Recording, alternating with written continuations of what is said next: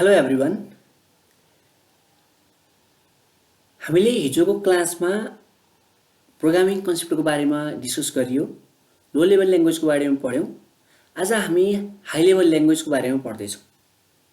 हामीले हिजो लो लेभल ल्याङ्ग्वेजको बारेमा मेसिन ल्याङ्ग्वेज र एसेम्बली ल्याङ्ग्वेजको बारेमा डिस्कस गरियो भने अब आज हामी हाई लेभल ल्याङ्ग्वेजमा के छ र यसको बारेमा हामी डिस्कस गर्छौँ। हाई लेभल ल्याङ्ग्वेज हामीले तीनटामा क्याटेगोराइज गरेको छ: third generation language, fourth generation language, fifth generation language. अब हामी आज चाहिँ थर्ड जेनेरेसन ल्याङ्ग्वेजबाट स्टार्ट गर्छौँ। अब थर्ड जेनेरेसन अफ ल्याङ्ग्वेज भनेको चाहिँ के हो त, यसको बारेमा पहिला हामी पढौँ। थर्ड जेनेरेसन अफ ल्याङ्ग्वेजले हामीलाई के भन्छ भन्दा, जस्तो त्यहाँनिर मैले डेफिनेसन राखिदिएको छु, 2 line definitions. Third generation language is general purpose high level language in which the instructions are expressed in more like English structure and mathematical expression। भनेको के छ भन्दाखेरि जुन हामीले लेखेको कोडहरू अथवा सेट अफ इन्स्ट्रक्सन्सहरू चाहिँ हामीले चाहिँ इङ्ग्लिसमा एक्सप्रेस गर्छौँ, इङ्ग्लिस स्ट्रक्चरमा अथवा म्याथमेटिकल एक्सप्रेसनमा। भनेको हामीले बुझ्ने बोल्ने भाषा जुन इङ्ग्लिस ल्याङ्ग्वेज छ र जुन हामीले म्याथमेटिकल एक्सप्रेसन्सहरू युज गर्छौँ, त्यो युज गरेर हामीले जुन इन्स्ट्रक्सन्सहरू लेखिन्छ, कोडहरू लेखिन्छ, त्यो चाहिँ हाम्रो के भन्दाखेरि थर्ड जेनेरेसन अफ ल्याङ्ग्वेज हो। थर्ड जेनेरेसन अफ ल्याङ्ग्वेजमा हामीले त्यसरी के गर्छौँ, कोडहरू इन्स्ट्रक्सन्सहरू लेख्छौँ भनेको छ। अर्को पोइन्ट हेरौँ, the instructions must be translated into machine language before execution. भनेको जस्तो एक्जिक्युट गर्नुभन्दा अगाडि हामीले मेसिन ल्याङ्ग्वेजमा के गर्नुपर्छ, कन्भर्ट गर्नुपर्ने हुन्छ। जति पनि इन्स्ट्रक्सन्सहरू हामीले थर्ड जेनेरेसन अफ ल्याङ्ग्वेजमा हामीले युज गरेको छौँ, त्यसलाई हामीले के गर्नुपर्छ, मेसिन ल्याङ्ग्वेजमा के गर्नुपर्छ, कन्भर्ट गर्नुपर्छ एक्जिक्युसन हुनुभन्दा अगाडि। किन भन्दा हामीले लेखेको इन्स्ट्रक्सन्सहरू जुन इङ्ग्लिस लाइक स्ट्रक्चरहरू छ, त्यो चाहिँ के छ भन्दाखेरि कम्प्युटर सिस्टमले बुझ्दैन। त्यो भएर कम्प्युटरले बुझ्ने भनेको के हो, तिमीहरूको मेसिन ल्याङ्ग्वेज मात्र हो। त्यही भएर हामीले के गर्नुपर्छ, कन्भर्ट गर्नुपर्ने हुन्छ। थर्ड जेनेरेसन अफ ल्याङ्ग्वेजको इक्जाम्पल दिएको छ, हेर त 410 भनेको छ, फर्मुला ट्रान्सलेसन भन्छ यसलाई चाहिँ 410लाई। अर्को छ तिमीहरूको बेसिक भनेर छ हैन, सी, पास्कल, यिनीहरू के भयो, examples of third generation of language हो। अब थर्ड जेनेरेसन अफ ल्याङ्ग्वेजलाई हामीले 3GLलाई हामीले प्रोसिजरल ओरिएन्टेड ल्याङ्ग्वेज पनि भन्ने गरिन्छ। प्रोसिजरल ओरिएन्टेड ल्याङ्ग्वेज है। अब त्यसरी नै हाम्रो के छ भन्दा, यहाँ तलपट्टि इक्जाम्पल हेर, जस्तो दुईटा नम्बरहरूलाई मैले के गर्न मल्टिप्लाई गर्न चाहेँ भने हामीले हेर त लेट L = 5, लेट B = 6 भनेर हामीले के हेर्दा इङ्ग्लिस लाइक स्ट्रक्चर हामीले म्याथमेटिकल एक्सप्रेसन र इङ्ग्लिस ल्याङ्ग्वेज युज गरिरहेको छौँ। लेट एरिया = L × B, यो एउटा एक्सप्रेसन भयो हैन, फर्मुलाहरू भयो। अनि प्रिन्ट एरिया भनेको तिम्रो L × B, जुन L को भ्यालु कति छ, 5 छ, B को भ्यालु 6 छ, 5 × 6 यसले के गर्छ, अब आउटपुटमा 30 भनेर यसरी डिस्प्ले गराउँछ। भनेको यसरी हामीले के गर्छौँ, थर्ड जेनेरेसन अफ ल्याङ्ग्वेजमा प्रोग्राम गर्छौँ। यसको एडभान्टेजेसहरूको कुरा गरौँ, मेसिन इन्डिपेन्डेन्ट ल्याङ्ग्वेज है। अब यो कुनै पनि सिस्टममा अथवा कुनै पनि तिमीहरूको कम्प्युटरमा चाहिँ के गर्न सकिन्छ, रन गर्न सकिन्छ, एक्जिक्युट गर्न सकिन्छ। त्यही भएर यसलाई हामी मेसिन इन्डिपेन्डेन्ट ल्याङ्ग्वेज भन्छौँ। Easy to find errors and modify. अब इरर्सहरू फाइन्ड गर्न सजिलो हुने भयो र मोडिफाई गर्न पनि के हुने भयो, सजिलो हुने भयो। डिसएडभान्टेजमा हेर त, program must be translated into machine code so the translation process may take extra time. भनेको अलिकति स्लो हुने भयो। अब यसमा चाहिँ के छ, तिमीहरूको अब ट्रान्सलेटर युज गरिन्छ। जस्तो हाम्रो इन्टरप्रेटर र कम्पाइलर भनेर छ हैन। जस्तो हामीले एसेम्बलर चाहिँ एसेम्बली लेभल ल्याङ्ग्वेजको लागि युज गर्छौँ हैन। अब हामी यसमा चाहिँ के अरे हाई लेभल ल्याङ्ग्वेजमा चाहिँ हामीले इन्टरप्रेटर र कम्पाइलर युज गर्छौँ, कुनै एउटा युज गरिन्छ। अब यसमा चाहिँ त्यो ट्रान्सलेटर युज गरेको कारणले के हुने भयो, अलिकति एक्स्ट्रा टाइम लाग्ने भयो, स्लो हुने भयो। Cannot solve complex and specific type of problem. भनेको जेनरली हामीले के गर्छौँ भन्दाखेरि सिम्पल क्यालकुलेसन्स गर्नको लागि अथवा केही कामहरू गर्नको लागि चाहिँ स्पिड टास्कहरू, कुनै एउटा जेनरल टास्कहरू गर्नको लागि हामी यो 3GL युज गर्छौँ भने कुनै एउटा कम्प्लेक्स अथवा स्पेसिफिक टाइप अफ प्रोग्रामहरू गर्नको लागि अथवा प्रब्लम सल्भ गर्नको लागि हामीले के गर्दैनौँ भने यो ल्याङ्ग्वेज युज गर्दैनौँ, यसले गर्न सक्दैन। यसरी चाहिँ हाम्रो 3GLको बारेमा भयो। अब हाम्रो नेक्स्ट छ हाम्रो 4GL, fourth generation of language. Fourth generation of ल्याङ्ग्वेजलाई हामीले प्रब्लम ओरिएन्टेड ल्याङ्ग्वेज पनि भन्ने गरिन्छ। जस्तो 3GLलाई हामीले के भन्यौँ, प्रोसिजरल ओरिएन्टेड ल्याङ्ग्वेज भनियो भने यसलाई अब हामीले फोर्थ जेनेरेसनलाई प्रब्लम ओरिएन्टेड ल्याङ्ग्वेज भनिन्छ अथवा फोर्थ जेनेरेसन अफ ल्याङ्ग्वेज। यसको 2 लाइन डेफिनेसन हेर, fourth generation of language is general purpose high level language in which the instructions are expressed by using graphical components and English like structure. अब यसमा चाहिँ के छ भन्दाखेरि ग्राफिकल कम्पोनेन्ट्स र इङ्ग्लिसलाई structure use गरेर चाहिँ हामी के गर्छौँ भन्दा इन्स्ट्रक्सन्सहरूलाई के गर्छौँ एक्सप्रेस गर्छौँ कोडहरू लेखिन्छ त्यसरी। The instructions must be translated into machine language before execution. यसमा पनि के छ, एक्जिक्युसन हुनुभन्दा अगाडि हामीले के गर्नुपर्छ, मेसिन ल्याङ्ग्वेजमा के गर्नुपर्छ, कन्भर्ट गर्नुपर्ने हुन्छ। जुन 4GL मा हामीले कोडहरू लेखेछौँ त्यसलाई मेसिन ल्याङ्ग्वेजमा के गर्नुपर्यो, कन्भर्ट गर्नुपर्यो भनेको 0s and 1 मा के गर्नुपर्यो, कन्भर्ट गर्नुपर्यो। 4GLs are closer to human language than other high level language भनेको हामीले जुन हाम्रो ह्युमन ल्याङ्ग्वेज हामीले जुन बोल्ने भाषा छ, हामीले बुझ्ने भाषा छ, त्योसँग अलिकति बढी क्लोजर छ भनेको छ 4GL चाहिँ। हेर त, अब 4GL लाई फेरि फर्दर क्लासिफाइड इन्टु के गरेको छ, तिमीहरूको क्लासिफाई गरेको छ हैन, सब क्याटेगोरिज बनाएर तिमीले त्यहाँ स्क्रिनमा देख्न सक्छौ हैन।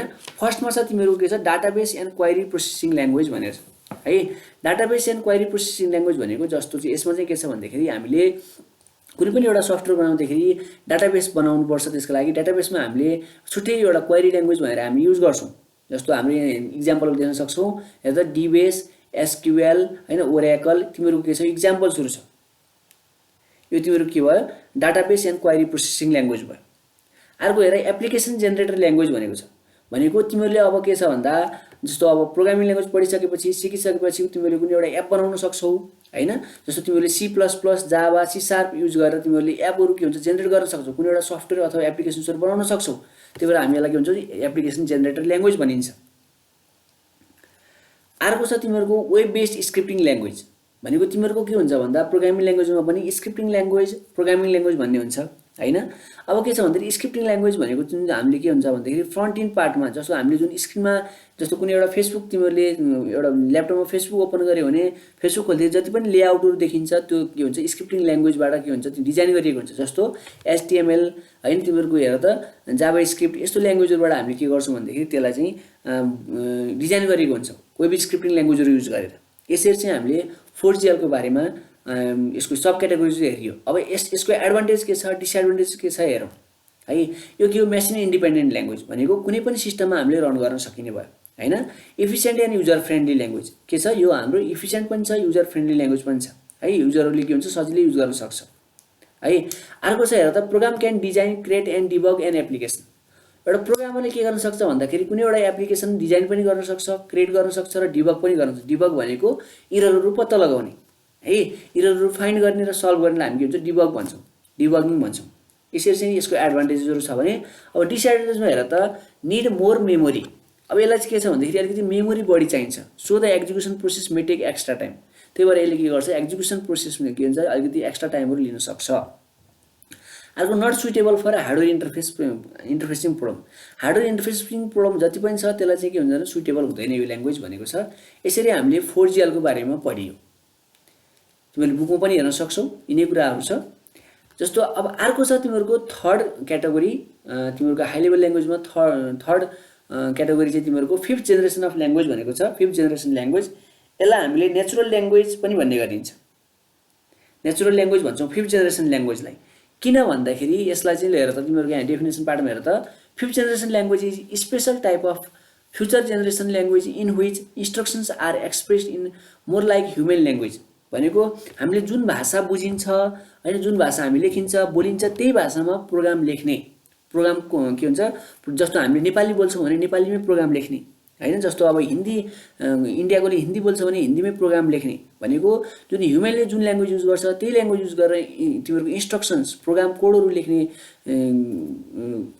त्यो एउटा टेक्नोलोजी अथवा त्यो के भन्छ एउटा प्रोग्रामिङ ल्याङ्ग्वेज, त्यसलाई हामी के भन्छौँ भन्दाखेरि 5th जेनेरेसन अफ ल्याङ्ग्वेज भन्छौँ। अब it is also known as natural language, यसलाई हामी नेचुरल ल्याङ्ग्वेज पनि भन्ने गरिन्छ। जस्तो Prolog and LISP have been used as 5th generation language भनेको यो चाहिँ यसको इक्जाम्पलहरू। प्रोलग एन्ड LISP चाहिँ के छ भन्दाखेरि तिमीहरूको 5th जेनेरेसन ल्याङ्ग्वेजको के हो, एउटा इक्जाम्पल हो। अब यसको क्यारेक्टरिस्टिक्स के छ त्यसको बारेमा हेरौँ है त। अब क्यारेक्टरिस्टिक्समा फर्स्टमा हेर त, natural language makes human and machine closure then before. भनेको यसले चाहिँ के गर्छ भन्दा ह्युमनलाई र मेसिनलाई चाहिँ अलिकति बढी क्लोजर बनाइदिन्छ। जस्तो अब हामीले के गर्नु पर्थ्यो, पहिला चाहिँ सबै इङ्ग्लिसमै कोड गर्नु पर्थ्यो। जस्तो यदि कोही प्रोग्रामर हुनु पर्यो अथवा उसलाई प्रोग्रामिङ सिक्नु छ भने पहिले उसले इङ्ग्लिस ल्याङ्ग्वेज सिक्नु पर्थ्यो अनि मात्र उसले के गर्न सक्छ भन्दा प्रोग्रामहरू कोड गर्न अथवा बुझ्न सक्थ्यो, लेख्न पढ्न सक्थ्यो। तर के छ अब नेचुरल ल्याङ्ग्वेज भनेको त हामीले जुन बोल्न जानेको छौँ, लेख्न जानेको छौँ, त्यही ल्याङ्ग्वेजलाई हामी नेचुरल ल्याङ्ग्वेज भनिन्छ, ह्युमन ल्याङ्ग्वेज भनिन्छ। अब त्यसमा नै हामीले जस्तो नेपालीमै हामीले कोड गर्न जानियो भने हामीलाई कोड गर्न भनौँ न त्यो खालको ल्याङ्ग्वेजहरू भयो भने हामीले के हुन्छ इङ्ग्लिस हामीले सिकिरहनु पर्दैन। त्यही भएर के हुन्छ यसले चाहिँ मेसिनलाई र ह्युमनलाई अलिकति बढी क्लोजर बनाउँछ। It allows computers to become more natural and के हुन्छ intelligent.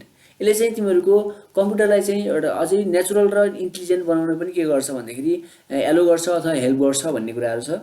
Use in the areas of research, robotics and defence systems. यिनीहरू चाहिँ कहाँ युज हुन्छ भन्दाखेरि तिमीहरूको एरियाज अफ रिसर्चमा होइन, रोबोटिक्समा, डिफेन्स सिस्टममा हामी के गर्न सक्छौँ युज गर्न सक्छौँ। यसरी एउटा यसको क्यारेक्टरिस्टिक्स भनेर दिएको छ तिमीहरूको नेचुरल ल्याङ्ग्वेज अथवा तिमीहरूको 5th जेनेरेसन अफ ल्याङ्ग्वेजको बारेमा। यसरी हामीले types of programming language, low level language, high level language, low level ल्याङ्ग्वेजको टाइप्सहरू र हाई लेभल ल्याङ्ग्वेजको टाइप्सहरूको बारेमा हामीले एक्सप्लेन गरियो। अब मैले आज के गरेँ भन्दाखेरि तिमीहरूको जति पनि प्रोग्रामिङ ल्याङ्ग्वेजको टाइप्सहरू छ हिजोको र आजको क्लासमा हामीले एक्सप्लेन गरियो। अब हामी भोलिदेखि चाहिँ छुट्टै नयाँ टपिक हामीले ट्रान्सलेटर भनेर हामीले अघि मैले तिमीहरूलाई जुन ट्रान्सलेटर भने तिमीहरूको ल्याङ्ग्वेज ट्रान्सलेटरको कुराहरू गरेँ होइन, जस्तो तिमीहरूको एसेम्बलर, कम्पाइलर, इन्टरप्रेटर, त्यसको बारेमा हामी भोलि नेक्स्ट क्लासमा पढ्छौँ।